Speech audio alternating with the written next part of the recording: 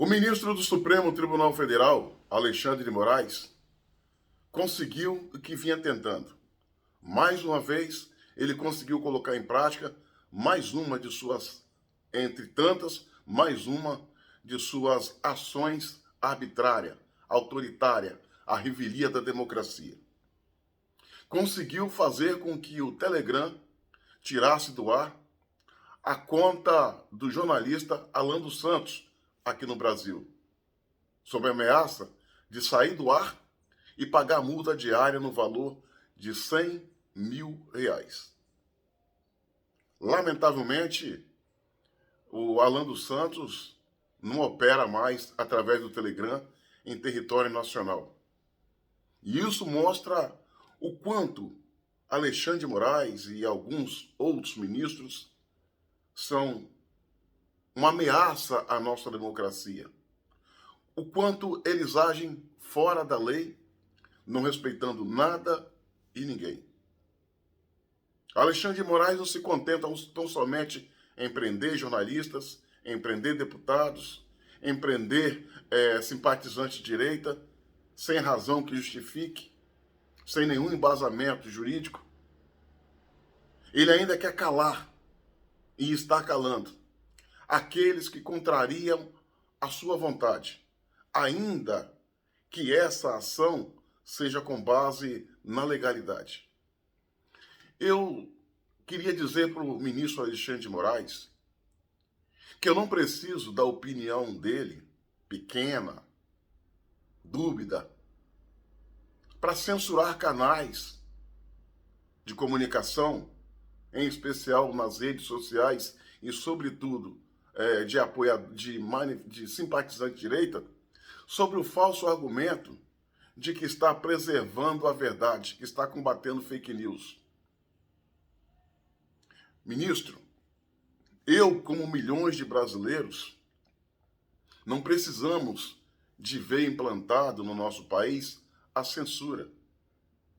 Se a programação não for boa, se fugir à legalidade, eu, como milhões de brasileiros, sabemos o que fazer. Simplesmente mudamos de canal. Não precisamos do senhor para decidir o que nós vamos ver ou não, o que nós vamos assistir ou não.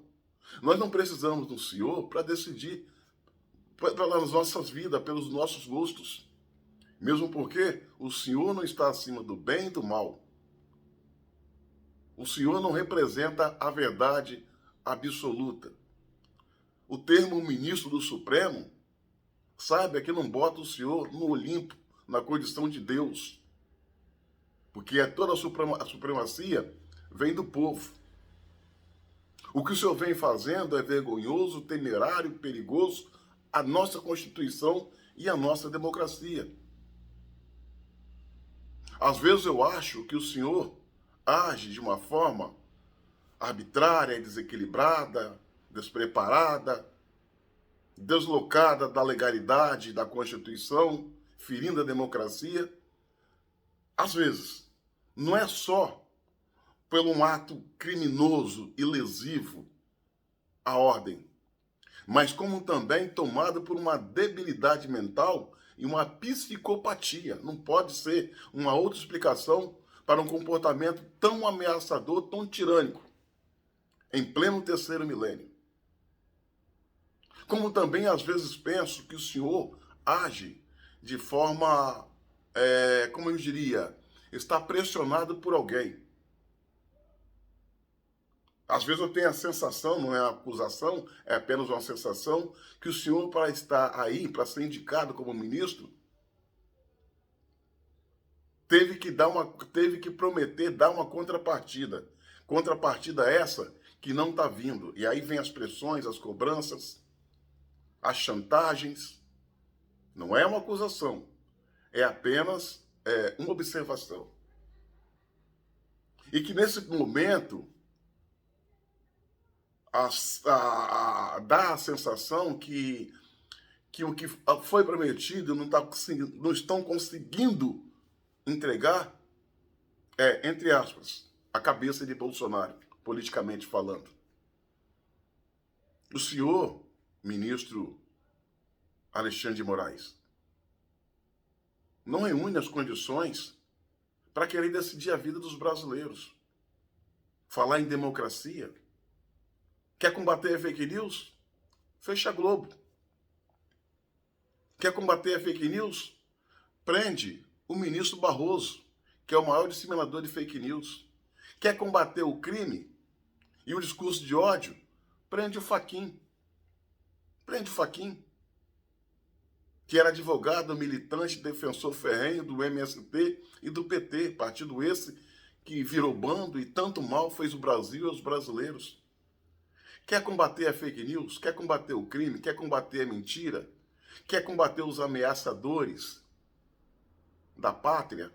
Ministro Alexandre de Moraes, se prenda, porque o senhor, sim, é a maior ameaça à nossa democracia. E o mais triste no meio a tudo isso, ministro, é o que o senhor vem fazendo todas essas tiranias. Nada e ninguém se mobiliza para contê-lo sob a luz da legalidade e da Constituição. Nem mesmo os ministros indicados por Bolsonaro para compor o Supremo Tribunal Federal, Cássio Marques e o André Mendonça, não têm a coragem, não tem, vou usar a palavra, outra palavra, hein? Vou repetir a palavra, melhor dizendo, não tem a coragem de se colocar contra essa tirania. Enquanto o senhor peca pela ação, os ministros que Bolsonaro colocou pecam pela covardia e pela omissão. Porque o certo era eles contestarem o seu comportamento. Mas me parece que aos pouquinhos esses dois ministros estão se enquadrando, não pela ação, mas pelo silêncio. Já dizia Martin Luther King, reverendo americano, o que mais nos incomoda, abre aspas, o que mais nos incomoda não é o alarido, ou seja, o barulho dos maus, mas sim o silêncio dos bons, fecha aspas. Sem contar que nenhum dos demais poderes, executivo ou legislativo, se levanta como deveria se levantar para conter essa sanha louca do Supremo Tribunal Federal e do senhor. Isso entristece. O poder legislativo se silencia. Isso é ruim, é péssimo, porque só o Senado, num primeiro momento, constitucionalmente falando, poderia fazer um trabalho de correção em ministros que provoquem desvio de conduta como o senhor está fazendo. E já o Poder Executivo, o que a gente vê, lamentavelmente, é apenas jogos de palavras, quando, na verdade, o que vale são as ações. Ações para frear o senhor, ações para lhe botar uma focinheira, para que pare de atacar os brasileiros de maneira perigosa, como o senhor vem fazendo. Mas eu tenho um temor. Se me perguntarem se eu tenho medo, eu tenho medo. Eu tenho medo que os brasileiros descubram